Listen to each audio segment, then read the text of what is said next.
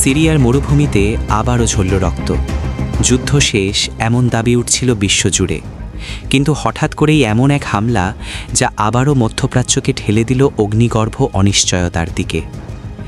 সিরিয়ার পালমিরা শহরের কাছে মার্কিন সেনাদের উপর চালানো এক ভয়াবহ হামলায় নিহত হয়েছেন অন্তত ৩ জন মার্কিন সেনা ও একজন স্থানীয় দোভাষী। আর এই ঘটনার পরই প্রশ্ন উঠছে, এই হামলার পেছনে কারা? এটা কি আইএসআইএসের প্রত্যাবর্তন, নাকি ইরান সমর্থিত মিলিশিয়াদের সাজানো ভাদ?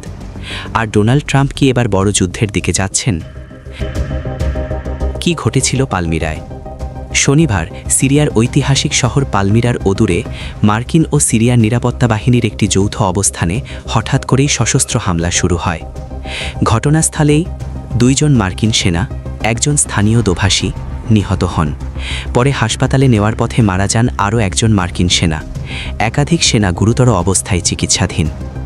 এই হামলা কোনো আকস্মিক গোলাগুলি ছিল না, বরং সব আলামত বলছে এটি ছিল পরিকল্পিত, গোয়েন্দা ভিত্তিক এবং খুব কাছ থেকে চালানো আক্রমণ।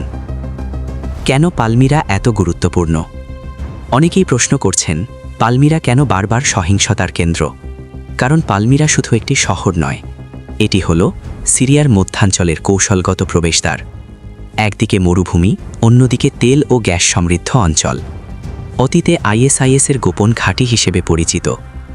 আইএস সরাসরি শহর দখল না করলেও এই অঞ্চল থেকে তারা ছোট ছোট ইউনিটে হামলা, দ্রুত আঘাত করে সরে পড়া, নিরাপত্তা ব্যবস্থাকে চ্যালেঞ্জ, এই কৌশল দীর্ঘদিন ধরে ব্যবহার করে আসছে। আনুষ্ঠানিকভাবে আইএসআইএসকে পরাজিত ঘোষণা করা হয়েছে বহু আগেই, কিন্তু বাস্তবতা ভিন্ন। আইএস এখন বড় শহর দখল করে না, পতাকা উড়িয়ে ভিডিও বানায় না, বরং গেরিলা কয়দায় কাজ করে, সুযোগ বুঝে আঘাত করে অস্থিতিশীলতা তৈরি করে।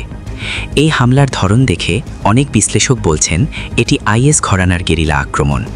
কিন্তু সরাসরি প্রমাণ এখনও সামনে আসেনি, নাকি ইরান সমর্থিত মিলিশিয়াদের বার্তা? আরেকটি বড় ব্যাখ্যা হচ্ছে এই হামলার পেছনে রয়েছে ইরান ঘনিষ্ঠ সিরিয়ান মিলিশিয়া গোষ্ঠীগুলো। কারণ সিরিয়ার ভেতরে বিদ্রোহী গোষ্ঠীগুলোর মধ্যে বিভক্তি, জোলানির মতো নেতাদের ইসরায়েল ঘেঁষা অবস্থান, ইসরায়েলের প্রস্তাবিত বাফার জোন পরিকল্পনা, এই সব কিছু মিলিয়ে ইরান সমর্থিত গোষ্ঠীগুলো মনে করছে সিরিয়ার মাটি ধীরে ধীরে বিদেশি প্রভাবের হাতে চলে যাচ্ছে। আর সেই বার্তাই তারা দিয়েছে সরাসরি আমেরিকাকে আঘাত করে। ইসরায়েল সম্প্রতি প্রস্তাব দিয়েছে গোলান মালভূমি থেকে দামেস্কের দিক পর্যন্ত একটি বড় এলাকাকে নিরাপদ অঞ্চল বা বাফার জোন করার। এর মানে সেখানে সিরিয়ান সেনা থাকবে না, ভারী অস্ত্র থাকবে না, পুরো এলাকা কার্যত থাকবে ইসরায়েলি নজরদারিতে। সিরিয়ার কট্টরপন্থী ও দেশপ্রেমী গোষ্ঠীগুলো এটাকে দেখছে ভূমিগ্রাসের নীল নকশা হিসেবে, আর তাদের চোখে আমেরিকা হলো এই পরিকল্পনার প্রধান সহায়ক। ট্রাম্প কেন এত ক্ষিপ্ত?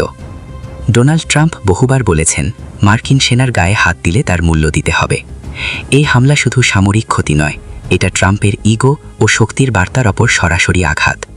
তাই তিনি পেন্টাগনকে প্রস্তুত থাকতে বলেছেন, সীমিত কিন্তু বিধ্বংসী জবাবের ইঙ্গিত দিয়েছেন, ড্রোন বা বিমান হামলার সম্ভাবনা উড়িয়ে দেননি।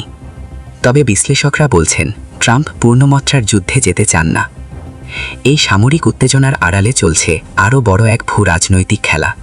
ট্রাম্প বুঝে গেছেন ইউরোপ আর আগের মতো কার্যকর নয়, চীনের সাথে সরাসরি যুদ্ধ সম্ভব নয়, ব্রিক্স জোট ডলারের আধিপত্যকে চ্যালেঞ্জ করছে।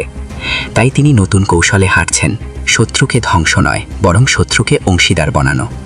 চীন ও রাশিয়ার সাথে সমঝোতা করে বিশ্ব রাজনীতির নতুন সমীকরণ গড়ার চেষ্টা চলছে। ট্রাম্পের সবচেয়ে কঠিন দড়ি।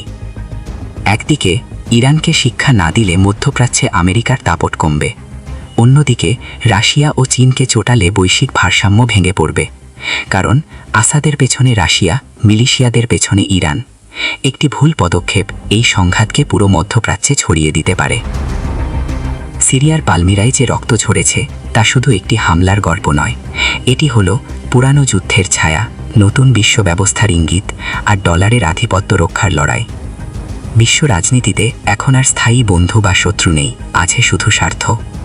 এখন দেখার বিষয় ট্রাম্পের প্রতিশোধ কতটা সীমিত থাকবে, সিরিয়ার আগুন কি পুরো মধ্যপ্রাচ্যে ছড়াবে, আর এই নতুন বিশ্ব সমীকরণ আমাদের কোন ভবিষ্যতের দিকে নিয়ে যায়, সময় তার উত্তর দেবে।